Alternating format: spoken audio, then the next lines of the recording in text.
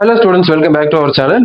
நம்ம வந்து பார்த்தோம்னா ஸ்கூல் ஸ்டூடெண்ட்ஸ்க்கு தேவையான டே பை டே நிறைய அப்டேட்ஸ் வந்து கொடுத்துட்டு இருக்கோம். அந்த வகையில் வந்து நம்ம ரீசன்ஸ் வந்து பார்த்தோம்னா ஒவ்வொரு காலேஜோட எலிஜிபிலிட்டி என்ட்ரன்ஸ் எக்ஸாம் எப்படி என்னங்கிறது பார்த்துட்டு இருக்கோம். அந்த வகையில் இன்னைக்கு நம்ம எஸ்ஆர்எம்மோட எலிஜிபிலிட்டி என்ட்ரன்ஸ் எக்ஸாம் எப்படி இந்த அப்ளிகேஷன்ஸ் வந்து 2026ல என்னென்ன அதில் நார்ம்ஸ் அண்ட் கண்டிஷன்ஸ் எல்லாம் இருக்கு, அதுக்கு எவ்வளவு பே பண்ணணும், அதுக்கு எப்படி அப்ளை பண்ணணும் அப்படிங்கிற மாதிரியான விஷயங்களை நம்ம இன்னைக்கு பார்க்கலாம். அதில் ஃபர்ஸ்ட் வந்து பார்த்தீங்கன்னா நிறைய இருக்குங்க. அந்த டேர்ம்ஸ் அண்ட் கண்டிஷன்ஸ் எல்லாம் சொல்லியிருக்காங்க.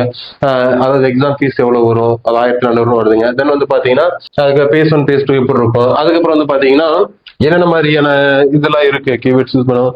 இப்போ என்ஆர்ஐக்கு எப்படி, அப்புறம் பிஐஓக்கு எப்படி, ஓசிஐக்கு எப்படி, ஓசி கேண்டிடேட்ஸ்க்கு எப்படிங்கிறதெல்லாம் கொடுத்துருக்காங்க. அதுக்கப்புறம் எலிஜிபிலிட்டி இதெல்லாம் நாம்ஸ் கொடுத்துருக்காங்க. 10th +2 இருக்கணும். அதுக்கப்புறம் வந்து பாத்தீங்கன்னா 12th எக்ஸாம்ஸ்ல வந்து பார்த்தோம் அப்படின்னா 60% மார்க்ஸ் நம்ம வந்து ஸ்கோர் பண்ணியிருக்கணும் அப்படிங்கிற மாதிரி சொல்லியிருக்காங்க. இன்னும் நிறைய விதமான மேஜர் சப்ஜெக்ட்ஸ் இந்த டேர்ம்ஸ் அண்ட் கண்டிஷன்ஸ் எல்லாம் கொடுத்துருக்காங்க.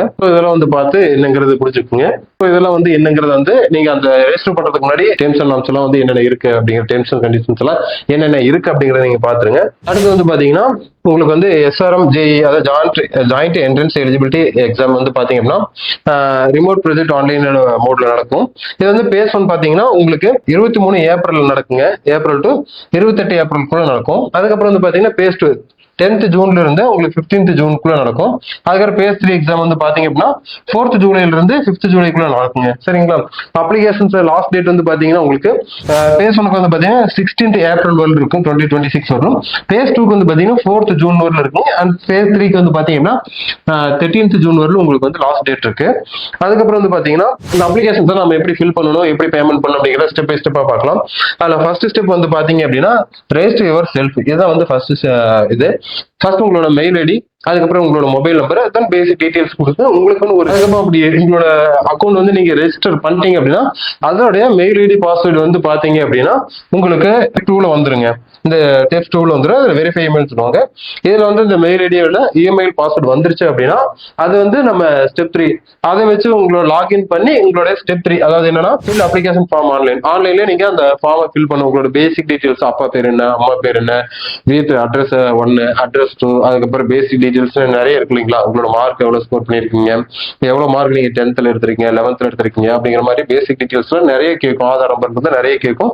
ஸோ அந்த மாதிரி பேசிக் டீடைல்ஸ் நீங்க நிறைய கரெக்டா ஃபில் பண்ணுங்க.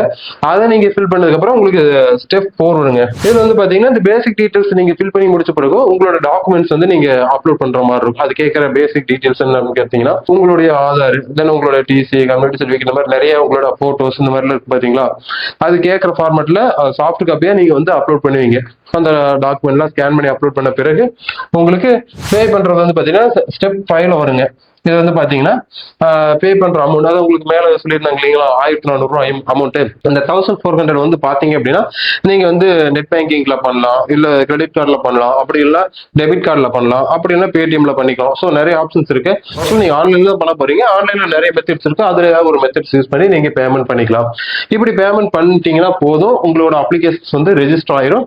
ரெஜிஸ்டர் ஆகக்கூடிய அப்ளிகேஷன்ஸை நீங்க தனியா வந்து ஹார்ட் காப்பியா நீங்க எதுக்கு அனுப்ப தேவையில்லை. சாஃப்ட் காப்பி நீங்க ஃபில் பண்ணி ரெஜிஸ்டர் பண்ணாலே போதும். அங்க இதாயிரும், நீங்க உங்களோட அக்கௌண்ட் வந்து அங்க இதை ஆட் ஆயிரும். சரிங்களா? அண்ட் தென் ஃபைனலா வந்து பாத்தீங்கன்னா ஒரு குறிப்பிட்ட டேட்ல உங்களுக்கு வந்து எங்கெங்க எக்ஸாம்ஸ் நடக்கும் அப்படிங்கறது சொல்லுவாங்க. இந்த எக்ஸாம்ஸ்க்கான எப்படி நம்ம தயாராகணும், என்னென்ன விதமான பேட்டர்ன்ஸ் இருக்கும் அப்படிங்கிறது உங்களுக்கு மெசேஜ் வந்துடும். ஸோ அதை வச்சு நீங்க தாராளமா நீங்க இந்த என்ட்ரன்ஸ் எக்ஸாம்ஸை கிளியர் பண்ணலாம். சரிங்களா? இந்த மாதிரியான தகவல்கள் வந்து பாத்தீங்கன்னா டே பை டே நம்ம சேனல்ல நம்ம கொடுத்துட்டு இருக்கோம். ஸோ யூஸ்ஃபுல்லான இந்த வீடியோஸ் உங்களுக்கு வேணும் அப்படின்னா தொடர்ந்து நம்ம சேனலை ஃபாலோ பண்ணிக்கோங்க, சப்போர்ட் பண்ணுங்க. தேங்க்ஸ் ஃபார் வாட்சிங் ஸ்டூடெண்ட்ஸ்.